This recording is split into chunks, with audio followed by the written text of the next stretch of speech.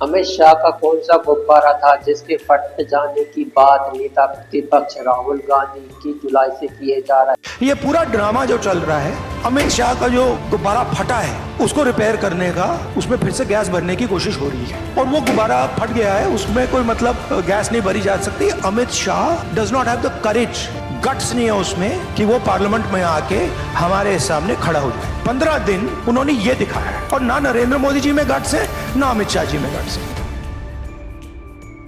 राहुल गांधी उस गुब्बारे की बात नहीं कर रहे हैं जो होता ही हल्का है, जिसे बच्चे खेलते हैं। बच्चों के हाथ से छूटा नहीं कि गया आसमान में, कांटों से छू गया तो फट गया। तो राहुल गांधी किस गुब्बारे की बात कर रहे हैं? क्या अमित शाह का कोई गुब्बारा है? अमित शाह का गुब्बारा क्या है? क्या अमित शाह की कोई ऐसी छवि बनाई गई है जिसकी तुलना गुब्बारे से भरी हुई गैस से राहुल गांधी कर रहे हैं? अमित शाह मोदी सरकार में सत्ता के जिस केंद्र में प्रतिनिधित्व करते हैं उसका गहरा संबंध डर से है। ये डर अकारण नहीं बना, एक दिन में भी नहीं बना, एक साल में भी नहीं बना, बल्कि 2014 से 2026 तक कोई ऐसा दिन नहीं है जब अमित शाह को लेकर डर का प्रसार किसी न किसी रूप में ना किया जाता हो। मुझे नहीं पता अमित शाह खुद को इस डर से जोड़कर देखे जाने से ऐतराज करते हैं या नहीं, मगर इस डर के बिना अमित शाह के रूप में नहीं देखे जाते। किसी भी रात किसी भी पार्टी को तोड़ देना, विपक्ष की सरकार गिरा देना, किसी को जेल भेज देना, इन सब घटनाओं के पीछे अमित शाह अदृश्य नजर आते हैं तो कभी कभी सामने से भी दिख जाते हैं। अमित शाह खुद भी अपने भाषणों में इस डर की कल्पना को गढ़ते रहते हैं। 2020 में विधानसभा चुनाव में उन्होंने कहा था, इस बार बीजेपी को इतना वोट देना कि शाहीन बाग वालों को करंट लग जाए। तो बटन दबाओ तब इतने गुस्से के साथ दबाना कि बटन यहाँ बाबतपुर में दबे, करंट शाहीन बाग के अंदर लगे। कमल के निशान पर बटन दबाएंगे और मित्रों इतनी जोर से दबाना वो बटन की करंट से ही 8 तारीख की शाम को शाहीन बाग वाले उठ कर चले जाए। करंट लगने की बात कौन करेगा? वही जो किसी को डराना चाहता है या किसी के मन में अपने बारे में डर बिठाना चाहता है कि याद रखो मैं अमित शाह हूँ। अमित शाह को लेकर कई चीजों में क्लियर रहना चाहिए। एक, क्या वो सीरियस राजनेता है? दूसरा, क्या वह ताकतवर नेता भी है? अब बात यह है कि उनकी ताकत का आधार क्या है? क्या उस आधार में कोई बदलाव आ रहा है? इस पर आप बहस कर सकते हो। क्या अमित शाह सियासी रूप से, व्यक्तिगत रूप से लोकप्रिय नेता है? हमने तो ये काल्पनिक पोस्टर AI से बनवाया है।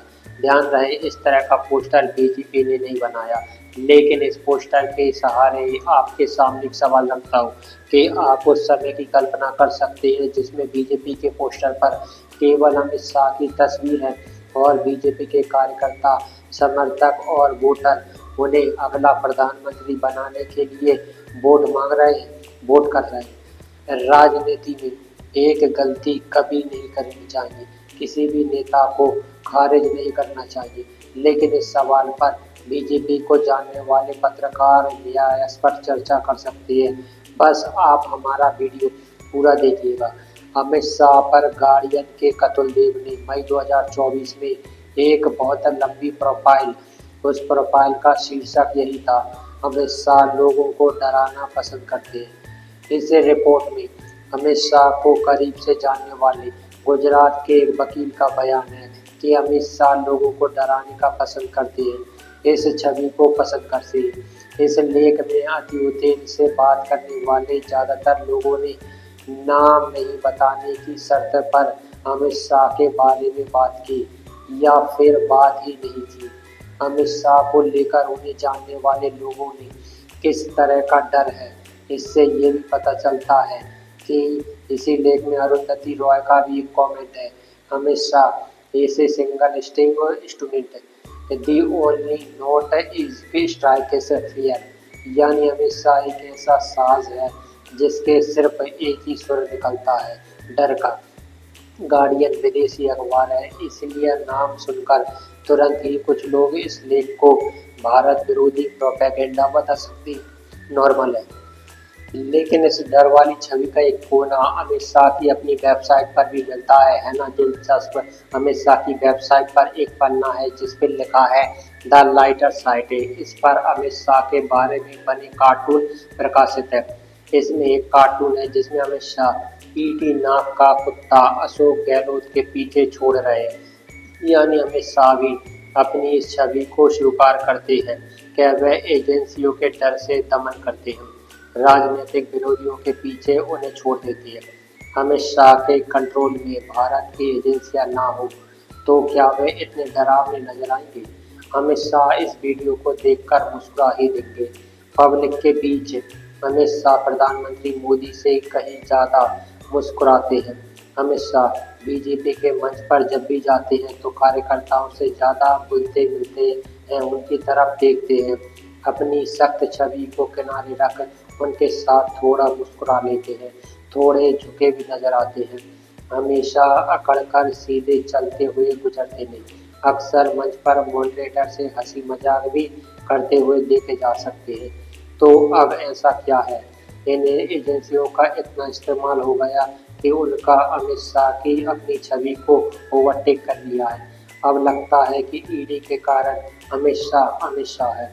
इसके पहले चुनावी मैदान में विपक्ष को चारों खाने मार देकर अमित शाह ने अपनी छवि अपराजय नेता के रूप में बना दी थी। अब वो उनकी अपनी कमाई थी। पिछले 22 अक्टूबर को अमित शाह के जन्मदिन पर बीजेपी ने ये पोस्टर जारी किया। इसमें अमित शाह को नए भारत का चाणक्य बताया गया है। बीजेपी भी अमित शाह को चाणक्य के रूप में देखती है और अमित शाह भी लगता है कि चाणक्य के रूप में देखे जाने को लेकर गंभीरता से लेते हैं। 8 जुलाई 2018 को पुणे में उन्होंने आज के संदर्भ में चाणक्य के महत्व का भाषण दिया। अमित शाह ने बताया कि प्रधानमंत्री मोदी की बातों में चाणक्य की प्रेरणा नजर आती है। उस चाणक्य के आगे इस चाणक्य की विनम्रता उल्लेखनीय प्रतीक हो सकती है। आर्य चाणक्य पर बोलने जाता हूँ तब मैं वक्ता के नाते अपने आप को बहुत छोटा महसूस करता हूँ, क्योंकि जिस व्यक्तित्व के बारे में बोलना है वो व्यक्तित्व इतना बड़ा है जिसको शब्दों में समाहित ही नहीं किया जा सकता, जिसको व्यक्तित्व वक्तव्य में समाहित ही नहीं किया जा सकता। बीजेपी अमित शाह को नए भारत का चाणक्य कहती है और अमित शाह प्रधानमंत्री मोदी को चाणक्य के स्पिरिट से जोड़ देते हैं। चाणक्य को लेकर कंफ्यूजन फैला देना भी अमित शाह की राजनीतिक चतुराई का एक उदाहरण है। वैसे उन्होंने किसी बड़े शख्स को चतुर कह दिया था, वो बात फिर कभी और करेंगे। राज्य का प्रथम सेवक है, उसकी शुरुआत चाणक्य ने की। आज जब मैं नरेंद्र भाई को मंच पर से सुनता हूं कि मैं प्रधानमंत्री नहीं हूं, प्रधान सेवक हूं, मुझे मालूम नहीं उन्होंने आर्य चाणक्य को पढ़कर कहा है, मगर स्पिरिट एक है। राजा प्रजा का दास है, राजा संविधान का प्रथम सेवक है, वो राजा की कल्पना। जवाहरलाल नेहरू ने भी प्रथम सेवक कहा था, प्रधानमंत्री मोदी ने भी खुद को प्रधान सेवक कहा है। क्या दोनों ही चाणक्य से प्रेरित थे? बहरहाल कई साल बाद हमने 3 मूर्ति भवन की दीवार पर टंगी इस तख्ती की तस्वीर खुद ली थी जिस पर नेहरू का वाक्य लिखा था। कमाल की बात है, बीजेपी के भाषणों में अमित शाह की तुलना सरदार पटेल से भी की जाती है और चाणक्य से भी। जाहिर है अमित शाह को जरा तो संकोच होता होगा। जिस तरह से उन्होंने पीएम मोदी की तुलना चाणक्य से कर दी, उसी तरह सरदार पटेल की तुलना भी चाणक्य से कर चुके हैं। चाणक्य के बाद पटेल का नाम ले रहे हैं। एक जमाने में आचार्य चाणक्य ने देश को एकजुट किया था, उसकी सदियों के बाद सरदार पटेल ने देश को एकजुट करने का काम किया और इसी का प्रतिफल है कि आज देश गर्व के साथ विश्व के अंदर अपना स्थान मजबूत कर। बीजेपी ने कितने नेता है तो चाणक्य और सरदार पटेल से अपनी तुलना करवाना चाहते हैं। अमित शाह से पहले लाल कृष्ण आडवाणी ने भी सरदार पटेल के आईने में देखा जाता था। क्या सरदार पटेल होते तो 15 दिनों तक लोकसभा ही नहीं जाती।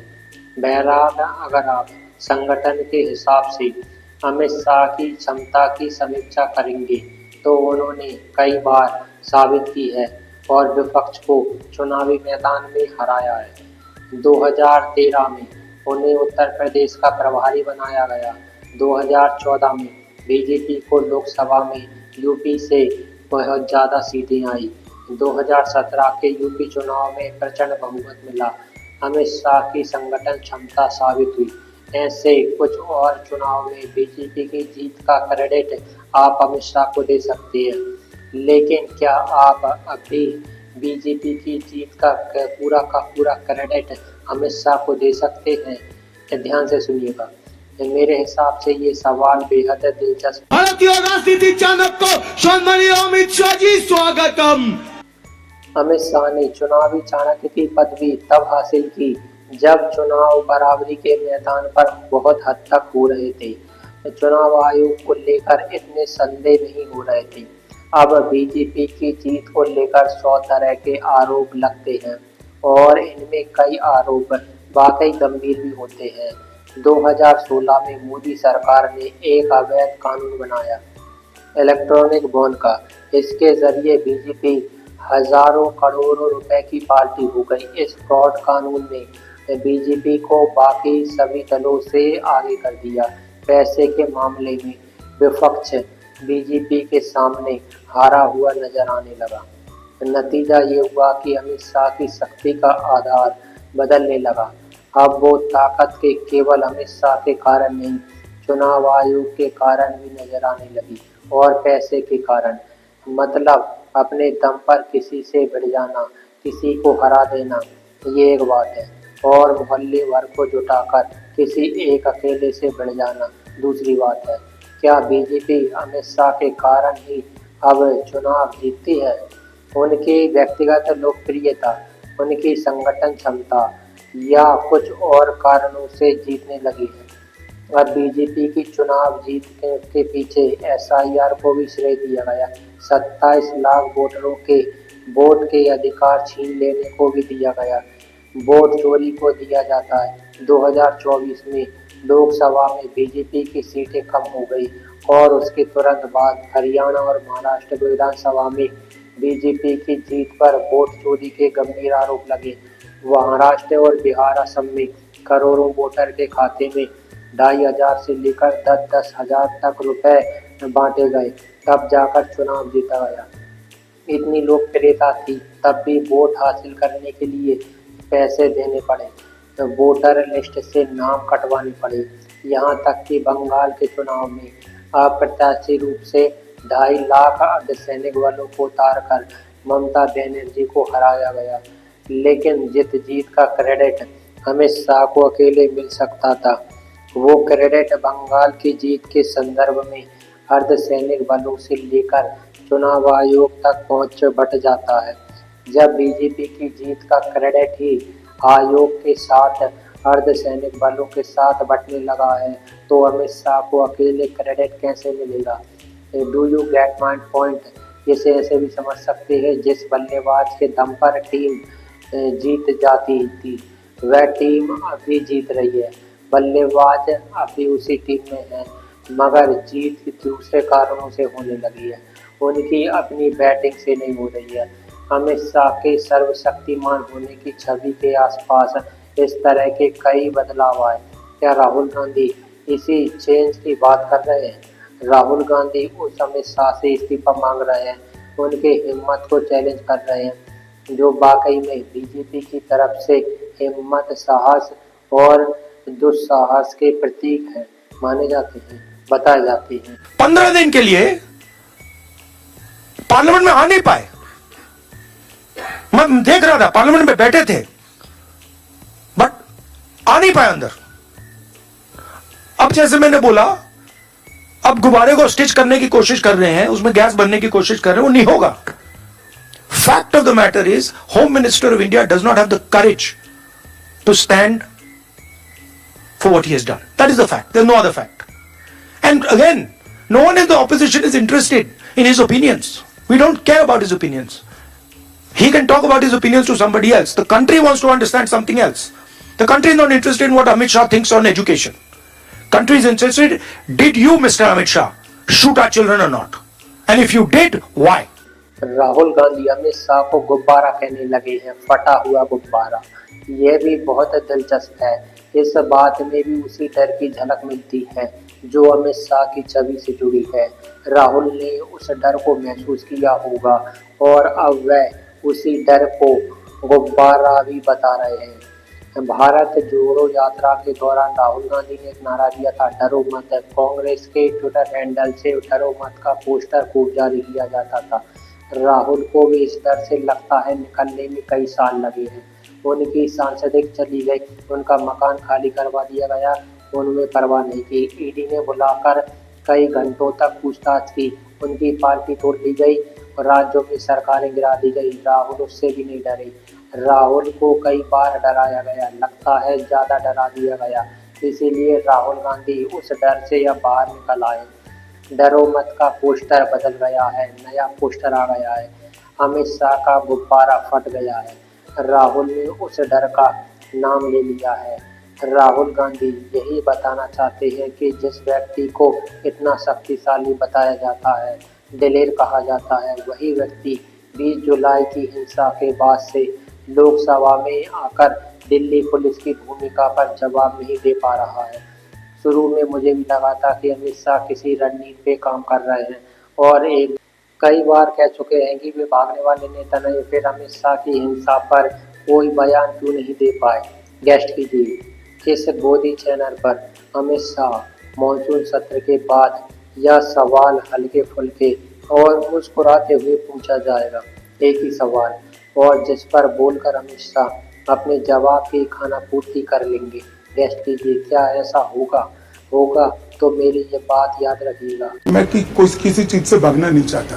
भागना मेरा स्वभाव ही नहीं है भाई। मैं किसी भी चीज से अमित शाह अपने बारे में कहते हैं हम भागने वाले नहीं, और बीजेपी यही बात भूल जाती है। राहुल गांधी को लिखने लग जाती है कि भागो मत। मगर सवाल तो अमित शाह से हो रहा है कि आप कहां भाग गए हैं, सदन में क्यों नहीं जवाब दे रहे।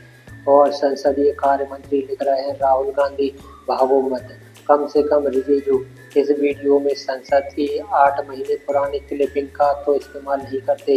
इसमें विपक्ष के नेता चुनावी सुधार के भाषणों के दौरान सदन से बाहर जा रहे हैं और कुर्सी पर अमित शाह मुस्कुरा रहे हैं। 10 दिसंबर 2025 के इसी पुराने वीडियो को बीजेपी जम्मू कश्मीर के इंस्टा हैंडल अपने पोस्ट से किया। अमित शाह के उस दिन के भाषण के एक हिस्से को पोस्ट किया। आके पुराने भाषणों को आज पोस्ट करने का क्या मतलब है? क्या अमित शाह खुद सदन में आकर इसी तरह गरजते हुए जवाब नहीं दे सकते? मान्यवर, उनको धैर्य रखना चाहिए, उनको धैर्य रखना चाहिए मेरा जवाब सुनने का। इनकी एक एक बात का जवाब मैं दूंगा। 21 जुलाई से सदन में नहीं आए हैं। अगर आए होते तो सचमुच ऐसा हुआ होता। तब किरण रिजिजू कहते हैं कि राहुल गांधी भाग रहे हैं, अमित शाह सदन में आ रहे हैं। होम मिनिस्टर अमित शाह वो इंसान है जिसका नाम सुन करके सारे आतंकवादी उग्रवादी कांप उठते हैं। जिस दिन यहाँ चर्चा शुरू होगी गृह मंत्री अमित शाह का जब यहाँ जवाब होगा आप लोग सुन नहीं पाएगा। आप लोग क्या होम मिनिस्टर का नाम लेते हो? देखिए, संसदीय कार्य मंत्री भी अमित शाह का परिचय डर से ही दे रहे हैं। जिस अमित शाह से सब कांप उठते हैं उस अमित शाह के बारे में राहुल कह रहे हैं सदन में आने के नाम पर कांप रहे हैं। तो कौन कांप रहा है, कौन किसे कपा रहा है, इसे जाने दीजिए। रेल से संसदीय कार्य मंत्री ने कहा है कि अमित शाह छात्रों के मसलों पर बहस होगी तब उसमें बयान देंगे। 29 जुलाई में लोकसभा में पेपर लीक के कानून में संशोधन का विधेयक आया। पेपर लीक मामले की जांच और सजा को सख्त किया गया। तब तो अमित शाह सदन में नहीं आए, वोट देने भी नहीं आए। अब अमित शाह छात्रों के मुद्दों पर बहस चाहते हैं। अमित शाह को कब से ढाल की जरूरत पड़ने लग गई। बीजेपी के पास है अमित शाह के लिए ढंग का जवाब नहीं है। यहाँ अमित शाह एनडीए के सांसदों के साथ तिरंगा लहरा रहे हैं। ये भी एक तरह का शक्ति प्रदर्शन ही है। मगर इसी में यह भी दिख रहा है कि जो अमित शाह अकेले काफी माने जाते हैं उन्हें इतने सारे सांसद मिलकर खबर दे रहे हैं। इतने सारे सांसदों के होते हुए, सबका साथ होते हुए भी अमित शाह अंत में लोकसभा नहीं जा सके। दिल्ली में हिंसा हुई पर बयान नहीं दे सके। बयान देते तब जाकर इस तस्वीर में उनकी शक्ति या जीत की झलक मिलती। ऐसा लगता है कि कमजोर वक्त में साथियों के बीच जाकर खड़े हैं, कमजोर की छुपाने के लिए तिरंगा हाथ में लहरा रहे हैं। हर दिन संसद आ रहे हैं, स्वस्थ भी है, मगर 17 दिनों से सदन में नहीं जा रहे। 11 अगस्त को संसद परिसर में विपक्ष और एनडीए के सांसदों के बीच नारेबाजी हो गई। ऐसा लगा कि बीजेपी झारखंड में पुलिस हिंसा का इंतजार कर रही थी। दिल्ली के जंतर मंतर जैसी हिंसा तो नहीं हुई। हिंसा हिंसा है, मगर जंतर मंतर से भी बड़ा बताने में बीजेपी जुट गई है और पूछने लगी है राहुल गांधी झारखंड क्यों नहीं जा रहे। इस सवाल पर किसी को भी हंसी आ जाए। बीजेपी तब पूछती जब अमित शाह जंतर मंतर गए होते, लोकसभा में जा रहे होते, धर्मेंद्र प्रधान जंतर मंतर गए होते। राहुल गांधी ने पुलिस की हिंसा की खुलकर निंदा कर दी। अमित शाह तो वह भी नहीं कर पाए। अंग्रेजों ने जेल को घेर कर बना दिया। अनगिनत बहानों से भारत के लोगों को जेल में डाला जाने लगा। लोगों में जेल का डर बैठ गया। तभी जब दिन पड़ी, अंग्रेजों ने जेल को खेल बना दिया। अनगिनत बहानों से भारत के लोगों को जेल में डाला जाने लगा। लोगों में जेल का डर बैठ गया। तभी दक्षिण अफ्रीका से महात्मा गांधी आए, भारत आ जाते हैं। वहां पर उन्होंने खुद को जेल के डर से निकाल लिया था। भारत आकर लाखों भारतीयों के जेल के डर से निकाल देते हैं। लोग एक दिन के लिए नहीं, कई कई सालों के लिए जेल जाने लगते हैं। जेल में किताबें लिखते हैं, जेल में चरखा काटते हैं, कपड़े बनाने लग जाते हैं, संस्मरण लिखने लग जाते हैं, पढ़ाई करने लग जाते हैं। जिस जेल के दम पर अंग्रेज भारतीयों से खेल रहे थे, गांधी के आने के बाद भारत के लोग उसी जेल को गुब्बारा बनाकर खेलने लगे। लेकिन क्या अमित शाह का गुब्बारा फट गया है?